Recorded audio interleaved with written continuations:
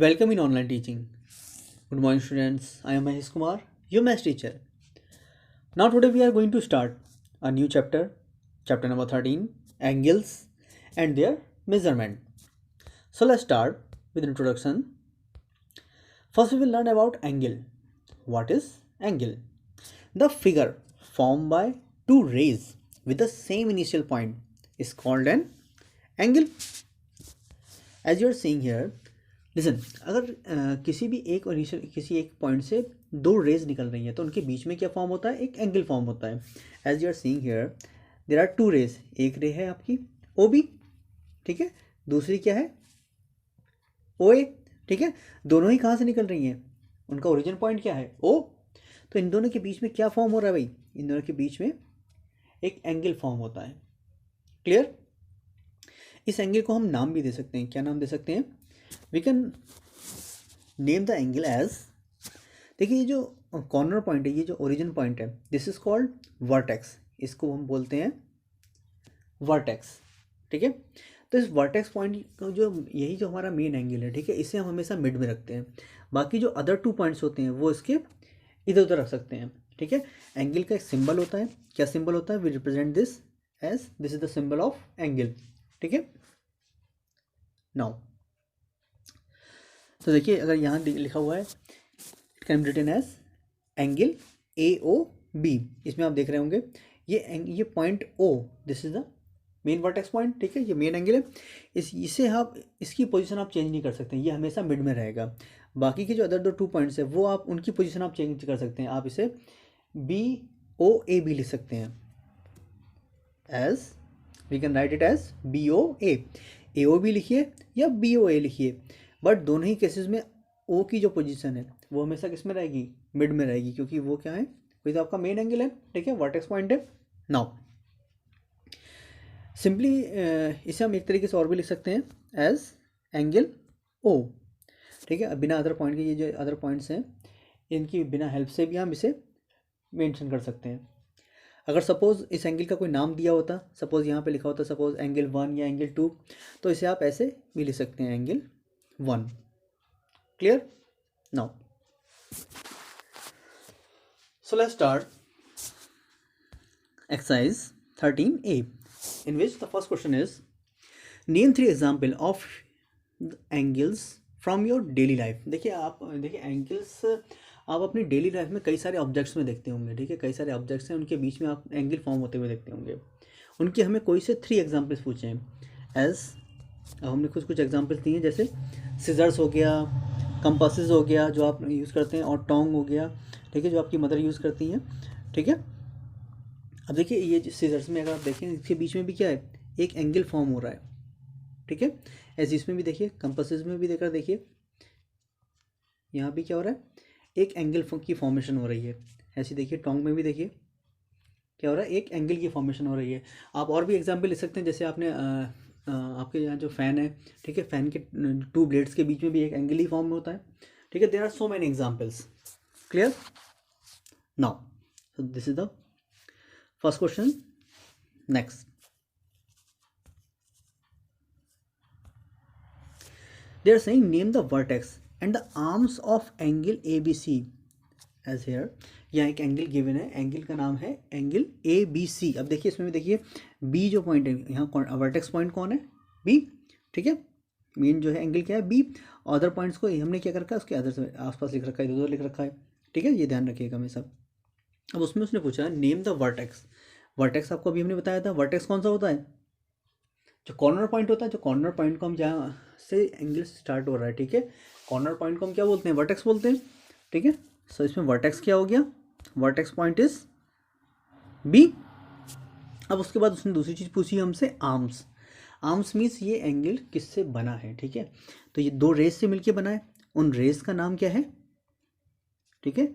एक तो रे है ये आपकी बी है, ठीक है, और दूसरी कौन सी है, बी सी, ठीक है. इस बात का ध्यान रखिएगा, आप इसे ए भी नहीं लिख सकते और इसे बी सी नहीं लिख सकते, क्योंकि वो सी भी नहीं लिख सकते, ठीक है. क्योंकि रे में क्या बता रहा है, ये रे इसके रे का मतलब होता है, हमने बताया भी था आपको, रे का मतलब ये बी से स्टार्ट हो रही है और ए की तरफ जा रही है. ऐसी ये वाली क्या है, बी से स्टार्ट हो रही है और सी की तरफ जा रही है, ठीक है. तो ये जो 2 रेज हैं, जिन 2 रेज से मिलके ये एंगल बना है, ठीक है. These are the arms of this angle, ठीक है, इसे हम क्या बोलते हैं, arms of the angles.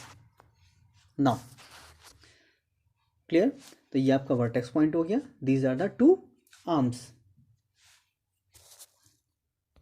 Now next is, here they are saying how many angles are formed in each of the given figure and we have to name them। देखिए first of all हमें ये बताना है कि जो figures हैं इसमें कितने एंगल फॉर्म हो रहे हैं, वन थिंग। एंड नेक्स्ट उसने क्या पूछा, अगर जितने भी एंगल फॉर्म हो रहे हैं उनके आप नाम भी बताइए, उन्हें लेबल भी करिए।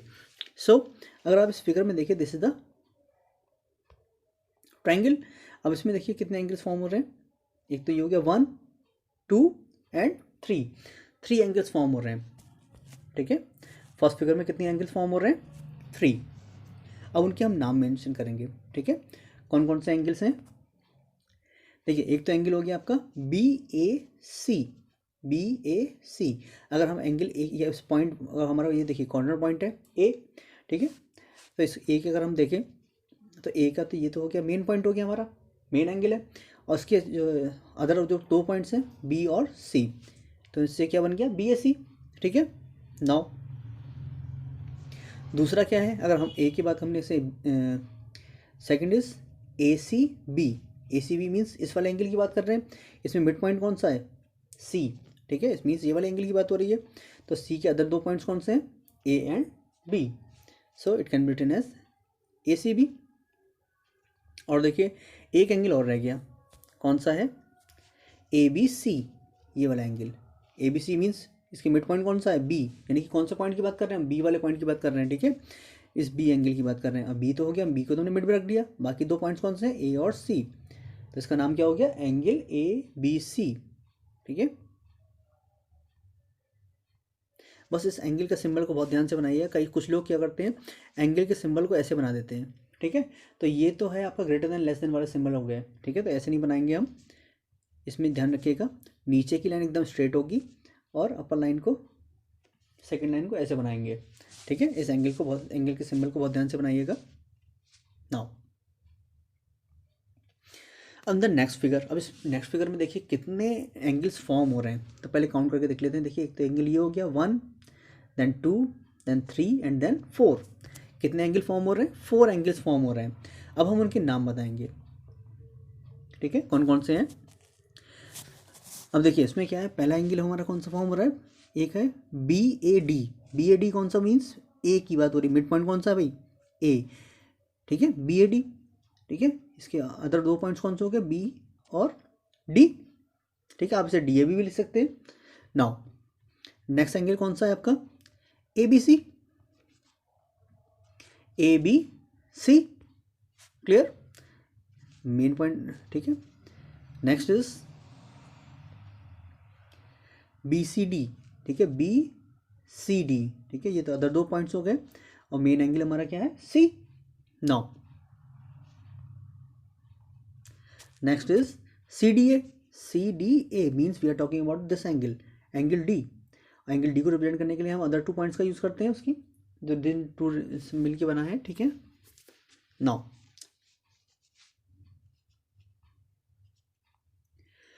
अब द नेक्स्ट फिगर, अब इस फिगर में देखिए कितने एंगल्स फॉर्म हो रहे हैं, आपको देखने से लग रहा होगा, देखिए इसमें कितने एंगल्स फॉर्म हो रहे हैं, काउंट करते हैं, 1 2 3 4 5 एंड 6। आपको ये लग रहा होगा कि इसमें केवल 6 ही एंगल फॉर्म हो रहे हैं, नहीं, इसमें 8 एंगल फॉर्म हो रहे हैं। कैसे, देखिए अगर आप ये जो मिड लाइन आ रही है, दिस इज द डायगोनल, ठीक है, इसको अगर आप कंसीडर ना करें, ठीक है, एक बार, तो ये क्या हो गया 7, ठीक है, और ये पूरा क्या हो गया 8, टोटल 8 एंगल्स की फॉर्मेशन हो रही है यहाँ पे, ठीक है। अब उनके नाम लिख लेते हैं, देखिए एक एंगल हो गया A B D, A B D, ठीक है, सिर्फ इतने ए बी डी का मतलब हो गया, सिर्फ हमने इतने को कंसीडर किया, ध्यान रखिएगा, सिर्फ हमने कितने को कंसीडर किया, इतने से की ही बात हो रही है, ठीक है, angle A B D. Now next is B A D, B A D का मतलब बी ए डी, इस वाले एंगल की बात हो रही है, ठीक है, angle B A D. Now next is A D B, A D B का मतलब ए डी और बी, ठीक है, इतने से की बात हो रही है। एंगल इसमें मेन जो है हमारा एंगल डी है, बट उसका कितना पार्ट हो रहा है, सिर्फ इतने पार्ट की यूज़ कर रहे हैं हम, ए और B. Now next is D B C. D B C, D B C का मतलब इस वाले पॉइंट की बात हो रही है, और एंगल कौन सा हमारा, डी बी सी, ये हो गया। Now B D C, B D C का मतलब ये हो गया, बी डी और सी, इस वाले एंगल की बात हो रही है। नाउ अब कौन सा एंगल रह गया, D C B. D C B means ये वाला एंगल, डी सी और बी, क्लियर। नाउ अब देखिए अभी भी दो एंगल बचे हुए, कौन से, एक तो ये वाला पूरा कंप्लीट, अगर हम इस मिड पॉइंट को डायगोनल को ना देखें तो, और एक ये हो गया, ठीक है। इनके नाम क्या है, ए बी सी और A D C, clear. A B C का मतलब ए बी और सी, यहाँ से यहाँ तक, ठीक है। और दूसरा ए डी सी का मतलब ए डी और सी, इस पूरे एंगल की बात कर रहे हैं हम, ठीक है। बस में नेम लेने का बहुत ध्यान रखिएगा।